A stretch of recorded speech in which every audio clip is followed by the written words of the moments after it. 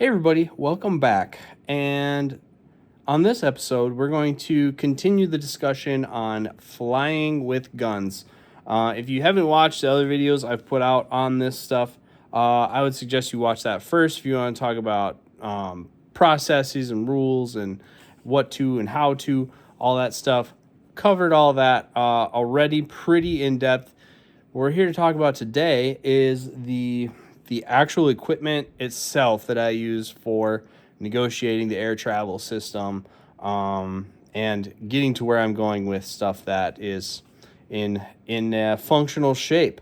First of all, if you haven't noticed already, we're handheld this week, and for that I apologize. If you're in the motion sickness, people, do what you gotta do. I'm sorry, we're still low budge over here. So if we could hit the like button, get those views up, maybe we'll get this thing on a real camera and a gyro. Until that time, shaky phone video is what you're going to get. But this stuff is a little bit too big to do tabletop format today. So we are detached and raw. But flying with guns. As far as packing the items themselves, two tiers of things you gotta prepare for or have an eye towards. One would be complying with their rules. All right, so you are using a private service of a private company. They can make the rules. You have to follow them. And primarily what they're saying is you have to have a hard-sided locked case. For the most part, whatever box your gun came in these days would check that box. Pardon the pun. But if you throw a lock through that hole there, this is adequate for air travel. Hard-sided firearm container. That's what it is. However, the second tier you have to look at is getting your stuff there in serviceable fashion. One, keeping it out of tampering hands, which is where a lot of this equipment becomes a lot more robust. But also just it's not an easy life it's going to go through. The flying experience that you're going to have in the passenger compartment is vastly different than your luggage is going to go through in the cargo hold compartment. All right. And so for that reason, more robust cases are what we use. So even if I'm just bringing a pistol that would fit in something like this, I'm probably going to level up towards something harder material, more impact resistant, more sealed, harder to get into than the OEM box that your gun shipped in. All right. So, but by and large, I do this all the time. And if I'm flying with guns, even if it's just to bring a carry gun, if for no other reason. But vast majority of the time, I'm bringing a carry gun and whatever gun I'm dry firing with at the time, those are coming with, even if I'm just traveling for a non-shooting reason.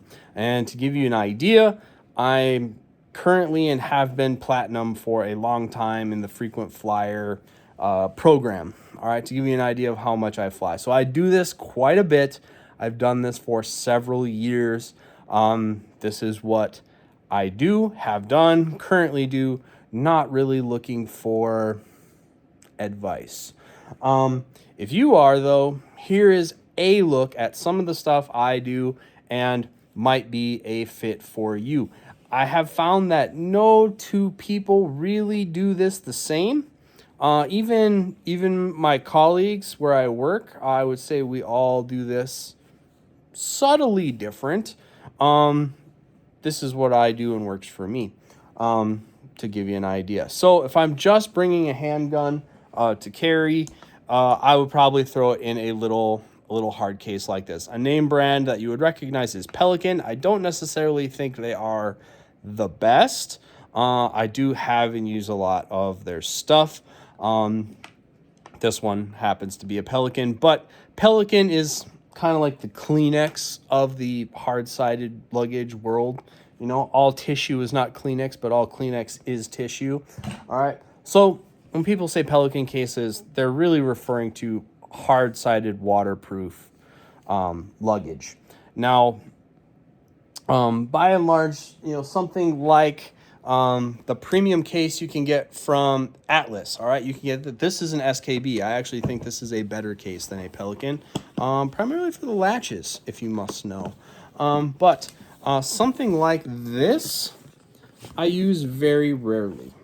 This one is very nice. All right, this is very nice. This is laser cut. It's good foam. It's got a compartment underneath for all your mags. If you have a kit of a gun that you want to keep together, if you're traveling in a vehicle, or if you're only bringing one gun, this is awesome.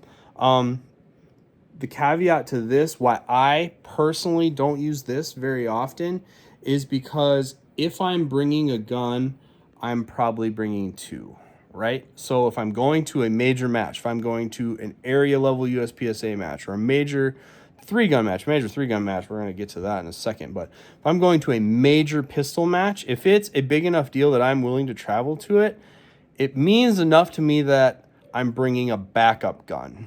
If I'm bringing a backup gun, now I need two of these. These are fairly bulky cases. There's just better options. There's just better options for how to fly with this. So if you want a self-contained kit, the upgraded Atlas SKB case, this one's an SKB, I believe. This is money well spent. If I were terribly honest, in my life, in my lifestyle and what I do, I use this very little. Very little. If I'm going to bring guns, multiple guns, usually I'm going to use a soft-sided case like this. This one happens to be made by Voodoo. You can fit two in here. You can fit two limited guns in here. It's tight. It's tight, but they do fit in here. But I would put one or two guns in here, or two guns in soft-sided cases like this. This gives me some of the padding that I need, all right? And then usually what I use most of the time is a big luggage size case like this. Even if I'm just bringing a carry gun, I'm usually bringing something like this as my luggage. All right, and this soft-sided case will go inside there. If you've heard me tell the story of the X-ray where he thought my gun was loaded, this is that case, right? I had magazines on the outside kind of lined up with the grip on the inside. Through the X-ray, it looked like it was loaded. All right, but this is the configuration that was in. I had the pistols in here, and then I had the case in there, and that's how he looked at it. But by and large, this is the size of luggage I will normally bring. It's big enough to fit most of what I need most of the time. Clothes, shoes, all that type of stuff. I could use this as a sole piece of luggage.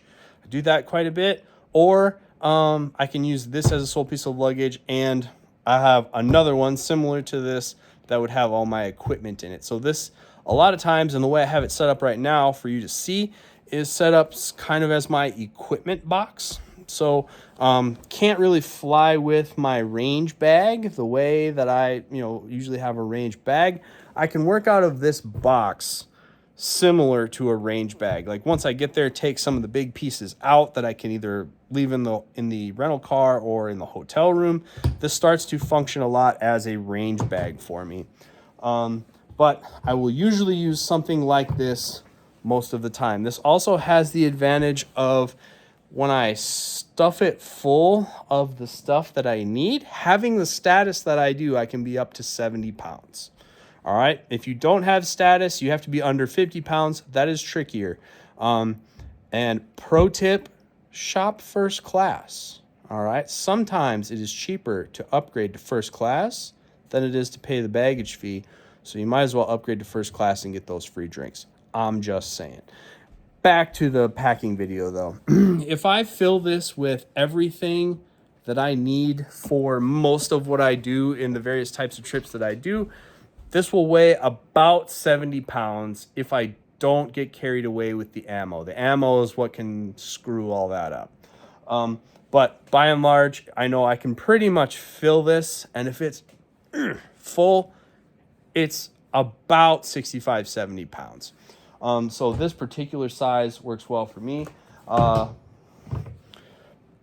Past me would have looked up those dimensions for you, but it's the big luggage sized one. You know, do your own math.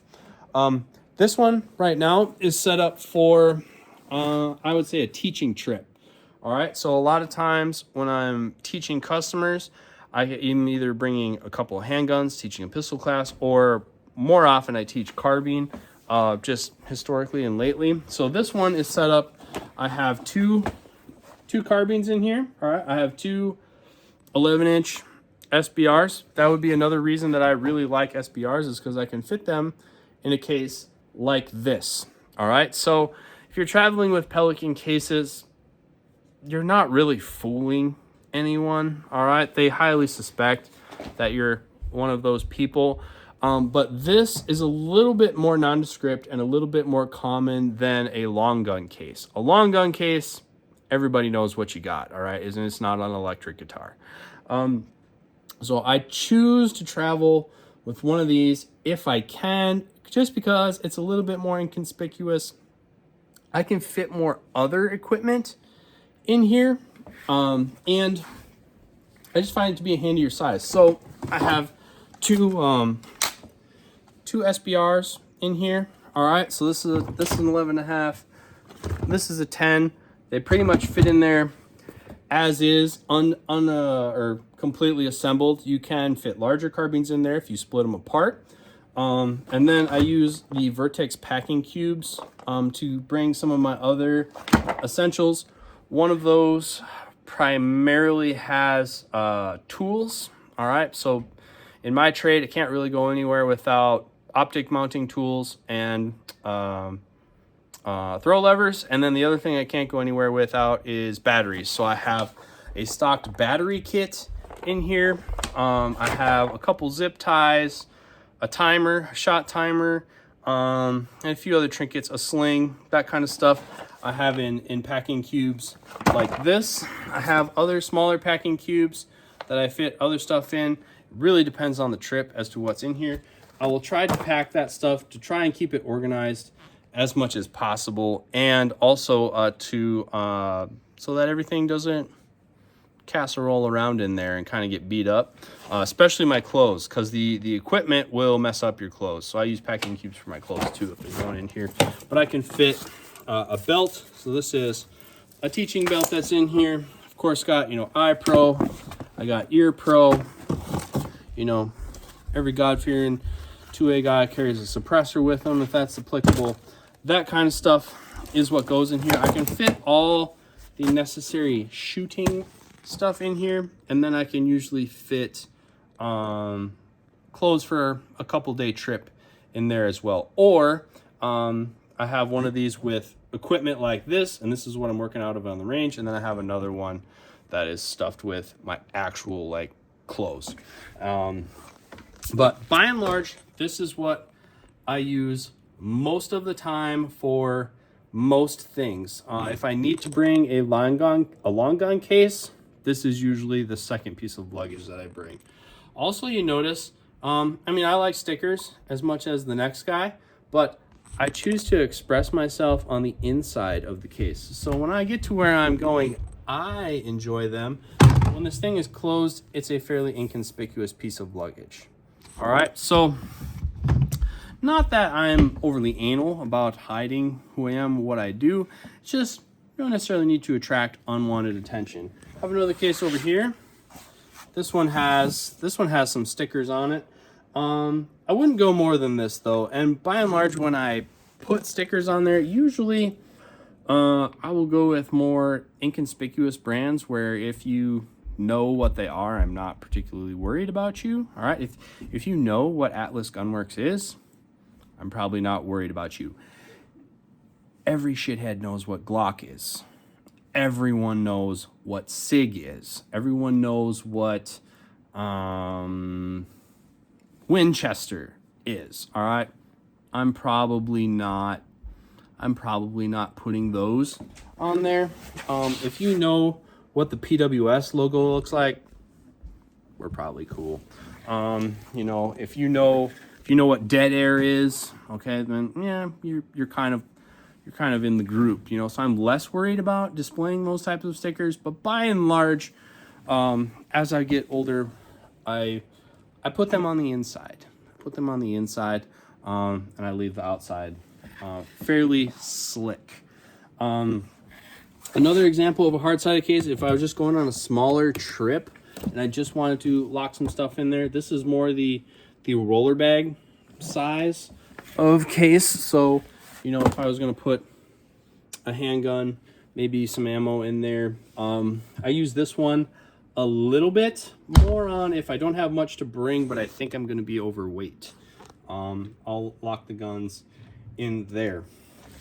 But by and large, I use something like this, and then I pack the guns around it. Now, if you're going to a match, or you're going to something where you have to bring longer guns, you have to use a longer case. Now, given the option, I would love to use the big multi-gun cases, right? Here's the Voodoo multi-gun case.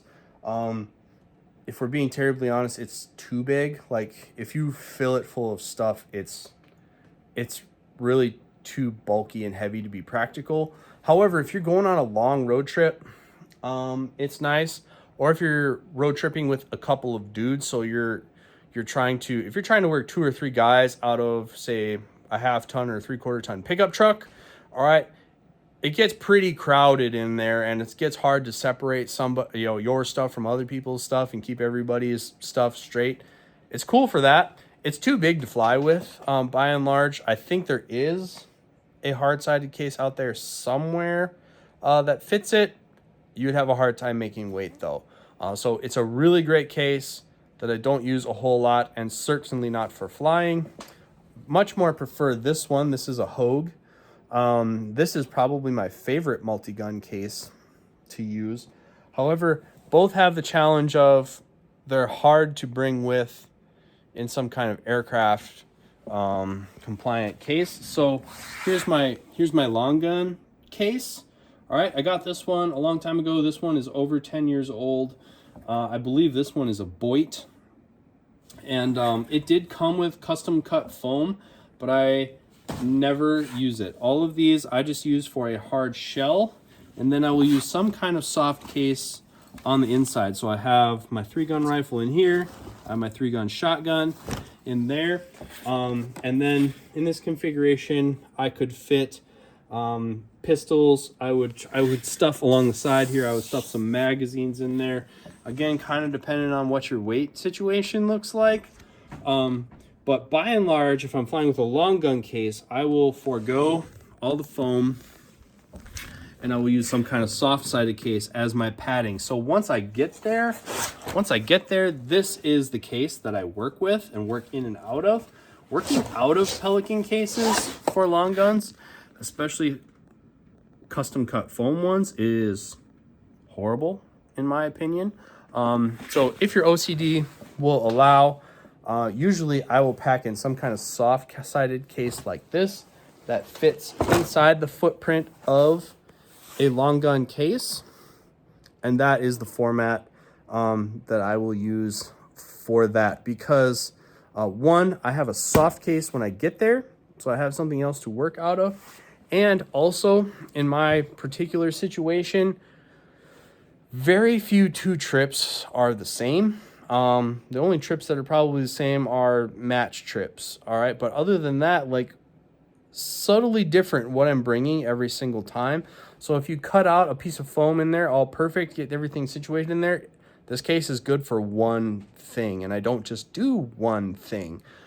So by and large, I take all the foam out. I'm a hoarder, so it's stashed away somewhere in the way. But I have it. I don't use it. I will use a soft-sided case that fits inside the hard-sided shell, and that, by and large, is what I use. The other thing to think about is if you cut the foam, there's not a whole lot else you can put in there. All right, I can stuff this full of mags. I can stuff parts in here. I can stuff ammo in here. All kinds of stuff that I can also utilize this space. Since I'm checking a bag, I can bring this up to weight and get as much gear in here as possible. That is why I don't use the custom cut foam. The hard-sided shell and the soft case provide just as much or certainly adequate padding. And that, by and large, is what I use when I fly with long guns, and I need to use a long gun case. But once you have a long gun case, everybody knows what's up. So by and large, those are the apparatus that I use for traveling with guns. I've kind of developed that over several years and settled into that's what I like the most, and that's what I use. So if you have any questions, leave them. If we want to get into this further, we certainly can.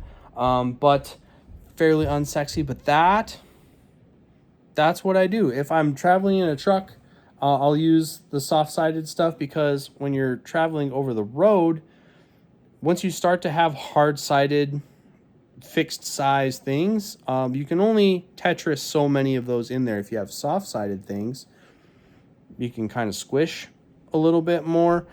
So I find soft-sided stuff is good for road trips and provides adequate protection, but the big multi-gun cases are too much for air travel. For air travel, I'm either in a hard-sided luggage size thing with guns disassembled or short in their own nature, or I'm using a long gun case with a padded case on the inside. That is all I have to say about that this week. If you have any other questions on this, or if you have any other ideas of things you would like me to ramble on for 20 to 30 minutes, you just let me know. And if I have something to say about it, it's winter, so probably get it said here pretty soon. Also, thinking about starting a podcast. All right. If you have ideas for that, leave them below as well. Myself and a fellow shooter are talking about starting a podcast, because we both have stuff like this that we want to put out there, good information for you guys. We want to put it out in a palatable and open source format. So keep an eye out. More to come on that. And that's all I have to say about that for now. See you guys next time.